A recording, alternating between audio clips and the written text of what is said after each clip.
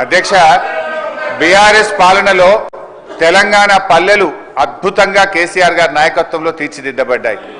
పల్లె ప్రగతి, పట్టణ ప్రగతి అనే కార్యక్రమం పెట్టి ప్రతి నెల పల్లె ప్రగతి కింద గ్రామాలకు 275 కోట్లు ఇచ్చాం, పట్టణ ప్రగతి కింద 150 కోట్ల రూపాయలు ఇచ్చాం. కానీ కాంగ్రెస్ ప్రభుత్వం వచ్చిన తర్వాత ఈ ఏడాది కాలంలో పల్లె ప్రగతి, పట్టణ ప్రగతి కింద ఒక్క రూపాయి కూడా గ్రామ పంచాయతీలకు ఇవ్వకుండా పోవడం వల్ల ఈ రోజు ఈ సమస్య వచ్చింది. అధ్యక్ష, ఇది నేను చెప్తున్నది కాదు, కేంద్ర ప్రభుత్వం చెప్పింది. దేశంలో ఉత్తమ గ్రామ పంచాయతీల అవార్డులు ప్రకటిస్తే టాప్ 20 అవార్డ్స్ లో 19 అవార్డులు తెలంగాణ రాష్ట్రానికి వచ్చాయి. 20లో 19 తెలంగాణకు తెచ్చిన ఘనత కేసీఆర్ గారిది, బీఆర్ఎస్ ప్రభుత్వాన్ని. సో ఆ రకంగా పల్లెలు చేశాం. ప్రతి గ్రామ పంచాయతీకి ట్రాక్టరు, ట్యాంకరు, ట్రాలీ, నర్సరీ, వైకుంఠధామము, డంప్ యార్డు పెట్టి తెలంగాణ పల్లెలు దేశానికి ఆదర్శంగా నిలిపిన ఘనత కేసీఆర్ది, BRS party.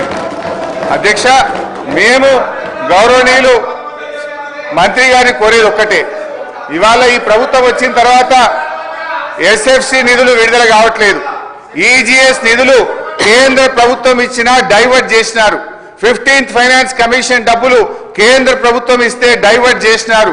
GP general fund కూడా వాళ్ళ డబ్బులు వాళ్ళు ఖర్చు పెట్టుకోవడానికి కూడా ఫైనాన్స్ నుంచి క్లియరెన్స్ ఇయ్యక, చెక్కులు పాసుగాక ఇవాళ సర్పంచులు ఆత్మహత్య చేసుకునేటువంటి పరిస్థితి వచ్చింది. అప్పులు చేసి బంగారం కుదబెట్టి పనిచేస్తే ఈ బిల్లులు ఇయ్యారు. అధ్యక్ష, ఒక్క నవంబర్ నెలలో బడా కాంట్రాక్టర్లకు 1200 కోట్లకు పైగా బిల్లులు ఇచ్చారు. ఒక్క నెలలో 1200 కోట్లు బడా కాంట్రాక్టర్లకు ఇస్తారు. ఈ